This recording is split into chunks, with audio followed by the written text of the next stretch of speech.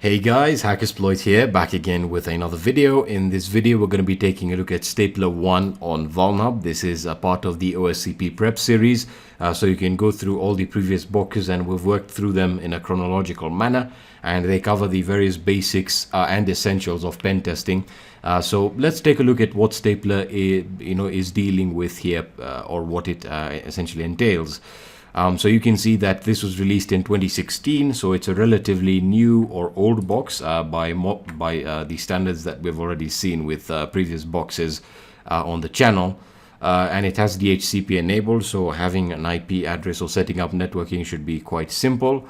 So our goal is to get root and to get the root flag. So it's an average beginner or intermediate VM, only a few twists. So you may find it easy or hard, and this will depend on your background. So this is a box that I particularly enjoyed because it has various aspects to it in regards to web applications, and it has various ways of approaching and exploiting the box, which again you guys can also share with me. So I already have it downloaded and set up. The link to this box will be in the description section, and without any further ado, let's get started. So I'll just open up my terminal, and as usual I already have the Nmap results loaded up, so I'll just open up my desktop here and I have it in VulnHub and Stapler. So there we are, and let me just cat the contents of the nmap.txt file, and right away you can see we have quite a few services running, and these are my scan parameters or options here.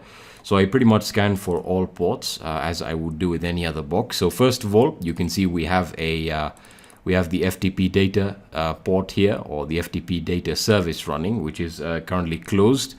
We have an FTP port open, and that is running VS FTPD 2.0.8, which is not particularly vulnerable to any exploit. We can see that we have anonymous FTP logins, which we are able to essentially log in with the anonymous credentials, so that will be interesting. We'll check that out in a second. We then have an SSH port right over here, which is running OpenSSH 7.2p2, which I think is vulnerable to username enumeration.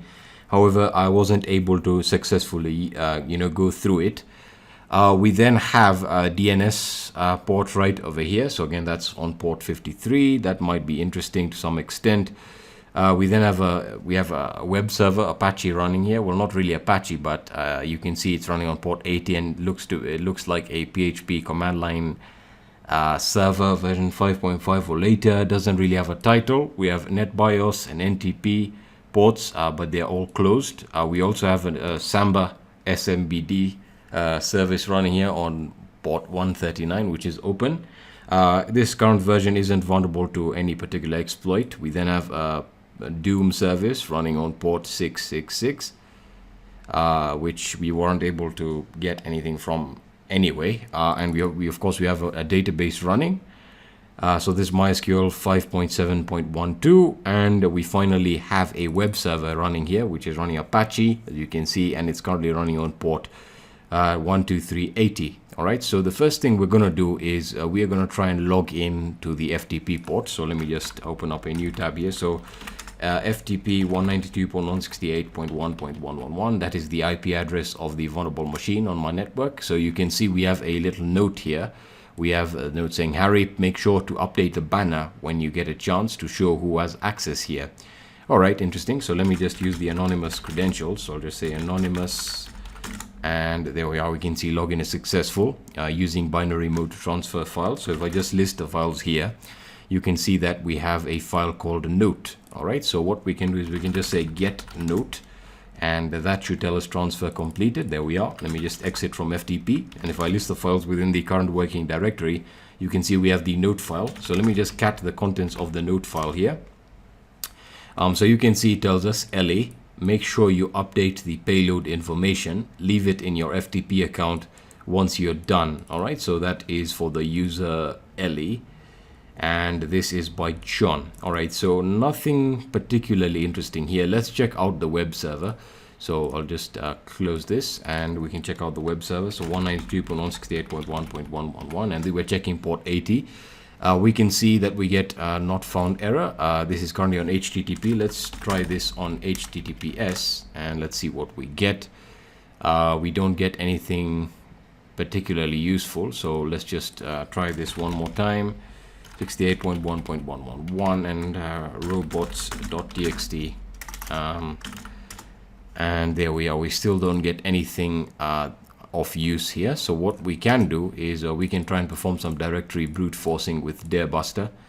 So let me just open that up, and we can also check out the let me just load up HTTP like so, and we'll use the default derebuster word list user share word lists and derebuster. Sorry, we want to get into this folder and directory list medium, and we are going to just hit start, and let's see if we get anything. So from our experience, or from my previous attempt at this box, we weren't able to find anything running here. So again, we'll just stop this and we'll just go back, and let's take a look at the other services that we had here. So we can see that we have the DNS server, right? So we can use dig to sort of see what's running here. So you say dig axfr, and we're doing this on 192.168.1.111. And you can see that we have rootservers.net, l.rootservers.net, and we have some A records here that point to particular IP addresses.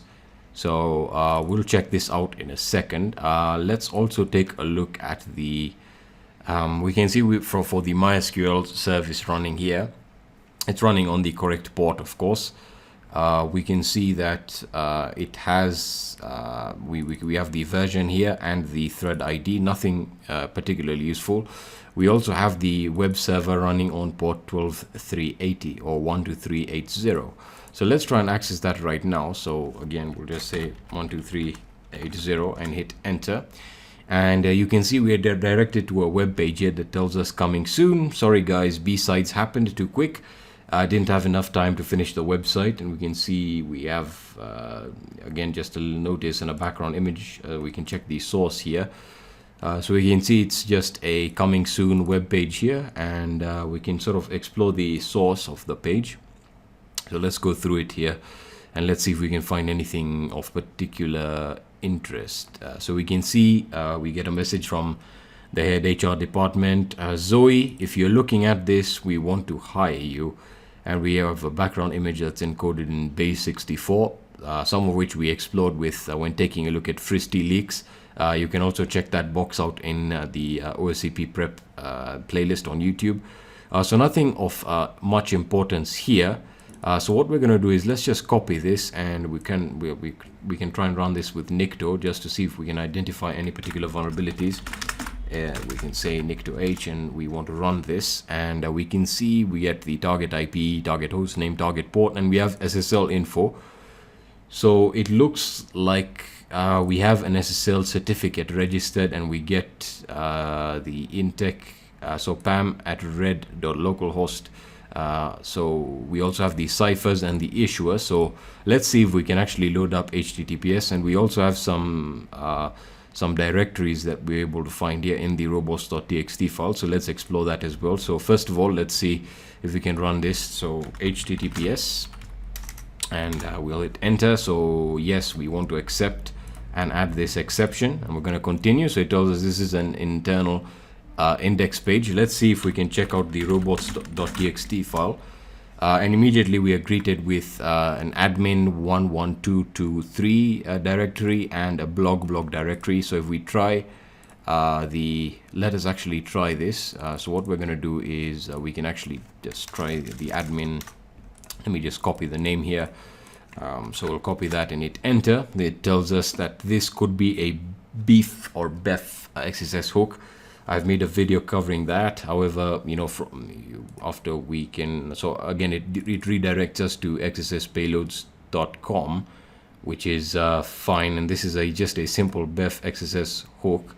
Nothing much there. Let's take a look at blog here. Let's see what we have running over here. So we can see we have a blog here, and it's called Initech Office Life. We can see that it tells us proudly powered by WordPress.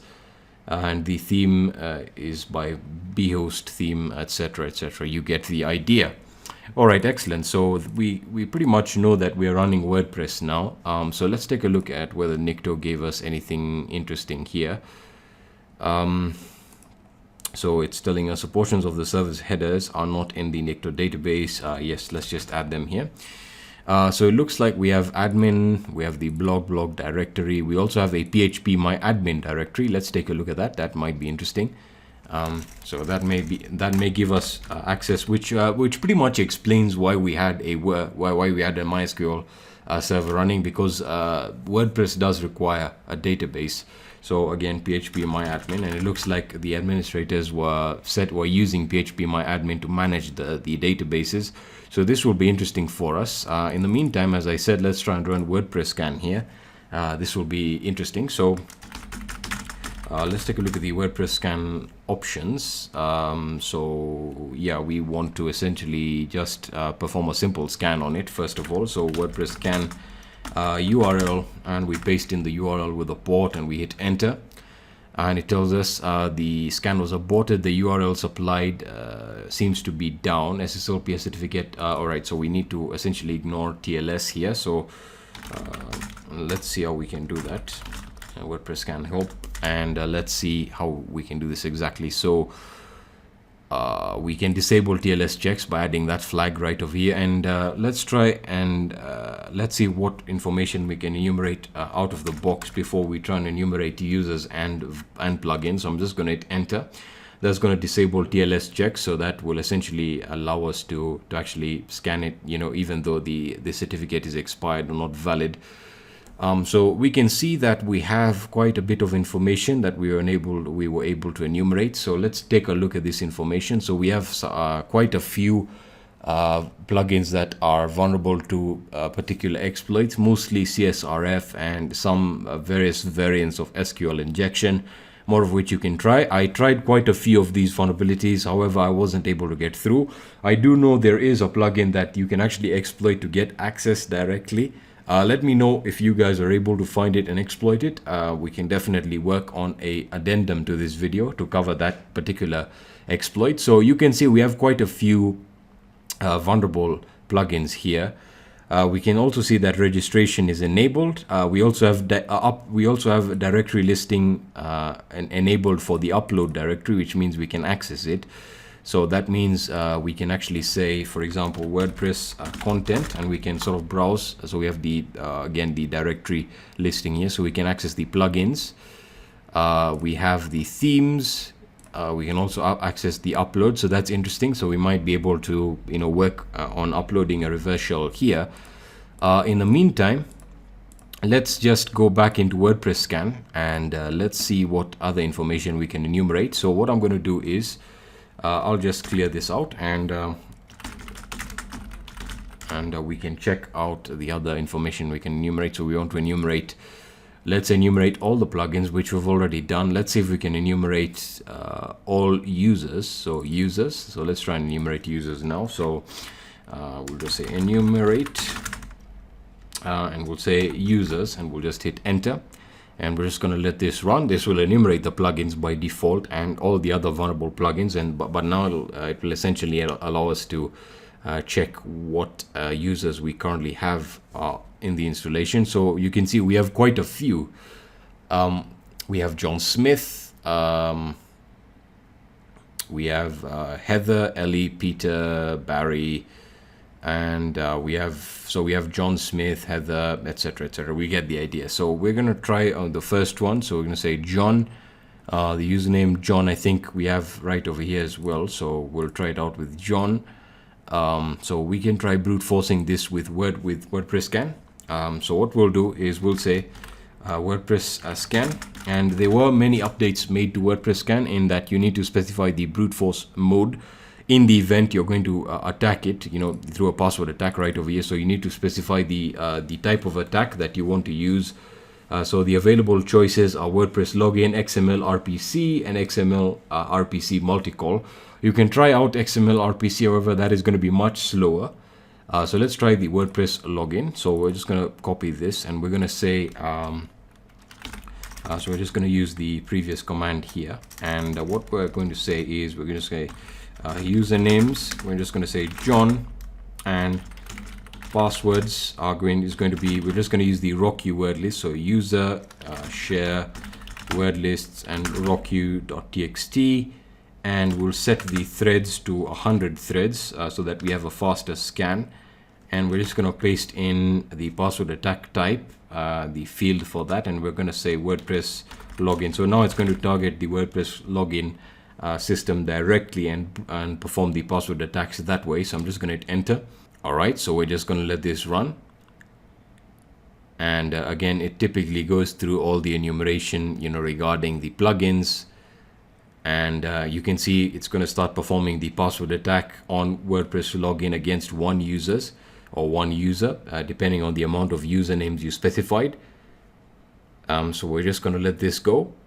We're just going to wait for it to start. So you can see the word list is quite large. It's about, again, you can pretty much see the size of the rocky word list here. So we're just going to let this run. All right, so after it's completed, you can see we were able to find one successful password, and that is the password incorrect. So we only found one valid combination, and we can try this out right now. So let's just go back in here, and we're going to say WordPress admin. It's going to redirect us there, and we're just going to say John, and the password is going to be incorrect, and we're going to say remember me and hit login. We don't want to save the password, and immediately we're greeted with the WordPress dashboard. And you can see it's quite outdated because, again, that pretty much makes sense given this box was made in 2016.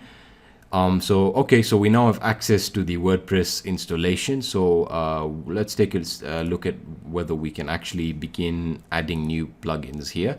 So you can see we aren't able to access the internet per se. So an unexpected error occurred. So we aren't able to install useful plugins like the file manager, so that we can sort of work around with the file manager itself and installing any other plugins. So we can pretty much start working on setting up a PHP reverse shell here. So what we can do now is let's see if we can actually upload a reverse shell here. So what I'm going to do is we're just going to use MSF Venom. MSF Venom, the payload is going to be PHP, and we'll use our interpreter reverse TCP. The L host is going to be, let me just get my L host here. Yes, I have config, so we're running 192.168.1.106. We'll set it to 192.168.1.106. L port is going to be 1234. We'll just leave it at that, and we're going to format is going to be raw, so raw PHP, and we're going to output this. We're just going to call it shell.php. Right, so MSF Venom payload PHP interpreter reverse TCP. Yeah, that seems fine. We're going to hit enter, and we're just going to let this generate. So MSF Venom will do this for us automatically. And let's see if we can sort of bypass the typical upload filter. So if we take a look at the library, so if we go to the library here in terms of media, we can actually just wait for this to generate the shell for us. So there we are, it's generated it for us. So we have the shell.php right over here. So what we can do is let's see if we can add, if we can upload PHP files. So VulnHub stapler shell.php, open that up. So you can see it tells us shell.php has failed due to now upload error. This file type is not permitted for security reasons. So let's see if we can change the, we can sort of bypass the filter by changing the extensions. We can say copy shell.php, shell.php to shell.php.png or JPG or an image extension. So let's try and upload this now. So we're just going to go back in here and select the file and shell.php.png and open that up. And it looks like it uploaded it, and the way we can check this is by taking a look at the library, and you can immediately see that it tells us right over here. So what we're going to do is let's actually check if we can access this by accessing the directory, because we are able to perform directory traversal. So WordPress content, and let's hit enter. So if we go to the uploads, we can see that we have shell.php.png, so we can try and execute it. But before that, let's open up a Metasploit here. So MSF console, and we'll then set up an exploit multi-handler and set the payload. and let's see if we can get a interpreter session, or it will execute it when we run it, or when we launch or we open the file. So again, use exploit multi-handler, and we're going to set the payload to PHP, and this is going to be reverse TCP, I believe. Yes, show options, and we're going to set the L host to 1234. No, that is going to be 192.168.1.106. We're going to set the L port to 1234, and we're going to hit run. So that's going to start the listener, or the TCP handler, the reverse TCP handler. And now let's see if we can actually get a reverse shell. So it tells us the image cannot be displayed. So again, it's interpreting it as an image, which means we pretty much will not be able to get reverse shell here. So what we can do is we can actually try and upload it through a plugin, or through the plugin method. So let me close this up. So what I'll do is, let's go into plugins, and we can say add new and upload plugin. So we can pretty much, if you have a plugin in zip format, you can install it by uploading it here. So let's see if we can actually upload the PHP file directly. So we can just hit open shell.php, install now, and it asks us connection information. To perform the requested action, WordPress needs to access your web server. Please enter your FTP credentials to proceed. If you don't remember credentials, you should contact your web host. So the host name is pretty much going to be localhost. We don't have the FTP credentials for the user John, I'm guessing. But let's see if we can try and log in using the anonymous login. So we can say anonymous and FTP, not FTPS, that uses SSL. So we'll just hit proceed. And we'll just say don't save. Let's see if this will actually upload this script for us, because remember, we are not really installing it. We simply just want to upload the file, and typically it uploads the plugin, or you download the plugin when working with WordPress, and then the installer is something completely different. So what we can do is we can try and upload the we can try and access the WordPress content, or the uploads folder. Sorry, we want to just go back in here, WordPress content, and we're going to hit enter, uploads, and yeah, we can see it's uploaded shell.php for us. So if we now run shell.php, this should give us a reverse shell. So let's actually try and do that. So we'll hit run here. You can see interpreter session 1 opened, and we're able to get a interpreter session. One sysinfo, actually run that on the browser, sysinfo, and there we are. We can see we have the computer. So red.intech, that looks like the local host. We can see it's running Ubuntu, and kernel version 4.4.021, which is quite modern. So what we can do now is, what is our current working directory? We can see we are currently in the var www directory, which means we are the Apache user system account. We're using the system account for Apache here. So let's see if we can get a shell. And immediately we get, if we type in shell, we can see we get a shell. However, it's not a TTY shell, and we can just copy this. Let's see if this works, and we'll paste that in. And yeah, it looks like we get, we are able to get a shell, or physical TTY shell. So if we type in ID, you can see we're logged in as the www.data user account, or system account. Sorry, not user account. So let's just go into the root directory. Let's check out the home directory, and let's see what's in here. So we have quite a few users. Let's expand this. So we have quite a few users. We have, it looks like we have various directories for the users. We have Jess, Jamie, Ellie, Peter, and a few others. Let's try and enumerate some information about what we're working with here. So cat etc release, you can see we're running Ubuntu 16.04. So this is LTS, so it's quite recent actually. And let's check out the kernel. Uname R, and that tells us we have we're running kernel version 4.4.021. So this we can actually try and use the Linux exploit suggester to actually test and see what potential exploits this machine is vulnerable to. So Linux exploit suggester.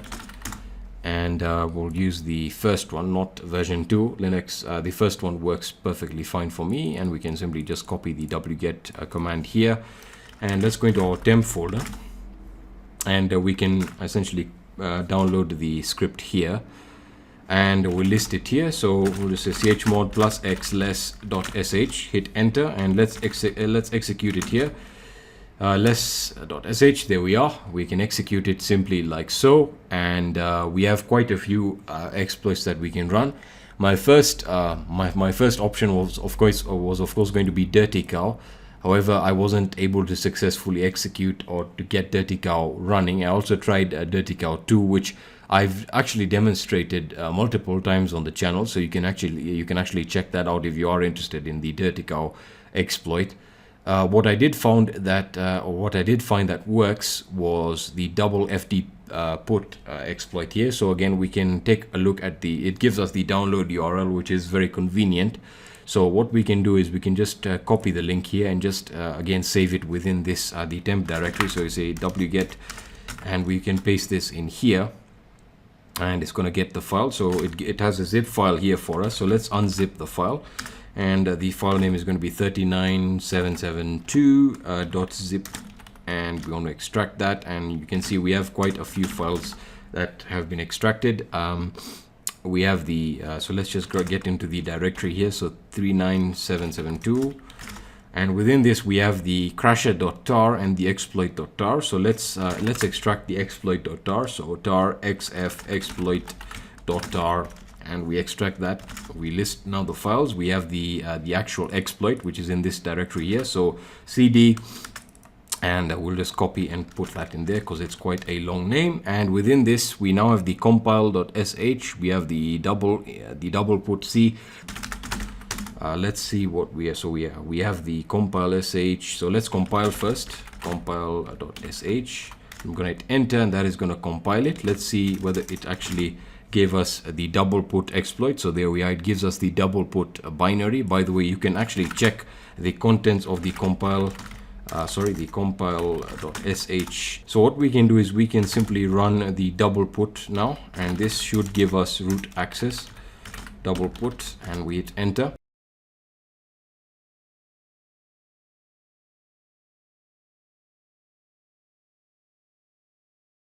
And we should be able to get root access shortly. So there we are. Right v returned successfully. If this works, you'll have a root shell in less than 60 seconds.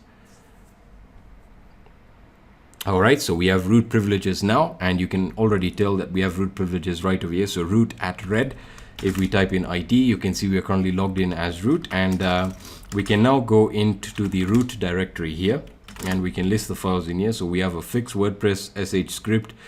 We have a WordPress.sql, Python.sh as well, and we have the flag. So let's get the flag.txt first, and there we are. We get the flag, and for many of you who will actually be pointing out how we can actually sort of get the credentials for the PHP MyAdmin.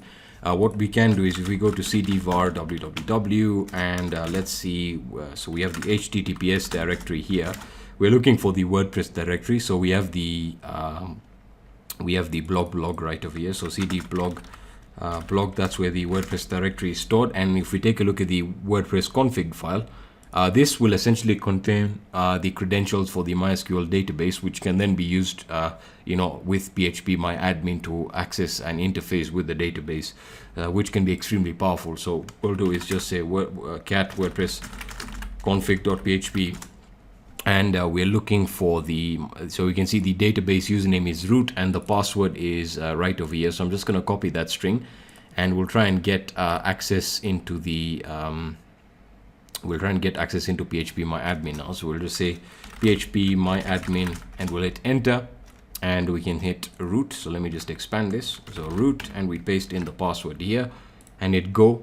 We want to save the credentials there, and there you are. So we now have access to the MySQL database, and we're able to interface with it really easily using PHP MyAdmin. So this again tells us various things regarding how you should secure your WordPress installations, and the fact that you should pretty much prevent any unauthorized access to the PHP MyAdmin control panel. You can also take a look at the WordPress database, where you have the users, and you can also get their hash, their password hash, which is going to be using PHP pass.